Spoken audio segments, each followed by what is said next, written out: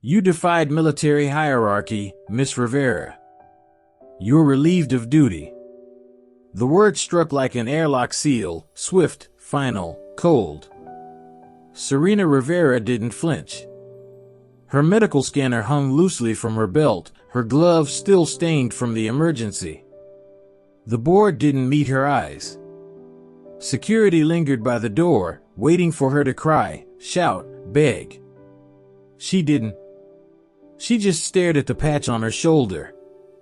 U.S. Navy Mid-Corps. Already deactivated.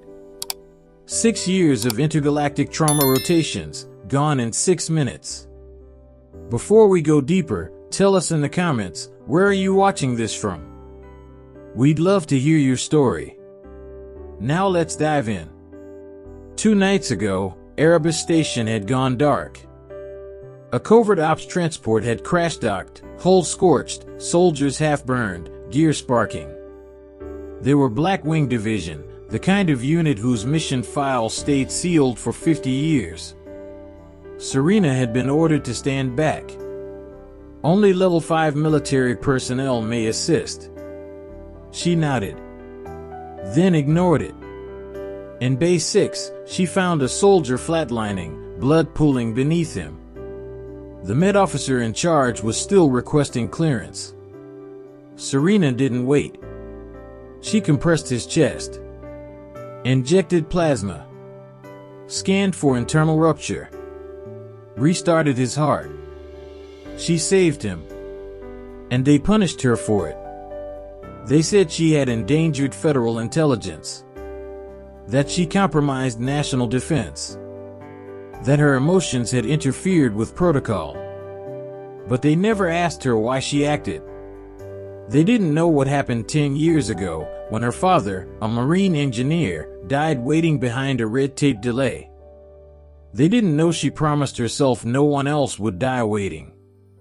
She packed her things. Didn't cry. Just left.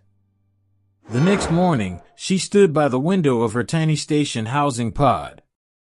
Wore the same scrubs. Wore the same shame. Then she heard it. Wheels. Engines. Boots.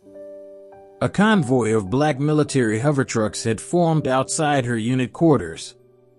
And as she stepped into the doorway, 26 U.S. soldiers stood at attention on the landing dock. She froze. One of them stepped forward, medals shining under the stars. "Are you Nurse Serena Rivera?" She nodded. He saluted. "We heard what happened. You got discharged for saving one of us." From the final vehicle stepped the soldier from Bay 6. His arm in a brace. His eyes focused, alive. He looked at her. "I remember your voice," he said. "You called me brother." Her throat tightened. "I did, because I couldn't save mine." He pulled something from his pocket, a worn silver badge. "This belonged to my CO. He told me to give it to someone who went to war without carrying a weapon." He pinned it to her scrubs. That moment? Not ceremony. It was respect. The soldier beside him spoke again. "We called your hospital. Said we'd pull every military med contract unless they reinstated you. You're back. Full rank. Effective immediately." She covered her mouth, stunned. "Why?" she whispered. He stepped closer. "Because when everyone else followed rules, you followed your heart. And that saved our brother." That evening, Serena walked back into Erebus Station, not disgraced, but escorted by the most elite of warriors. Staff stared. Some nodded. Others just stepped aside. No one said a word. They didn't need to. Her presence said everything. And from that day on, the red lines didn't scare her. Clearance levels didn't stop her.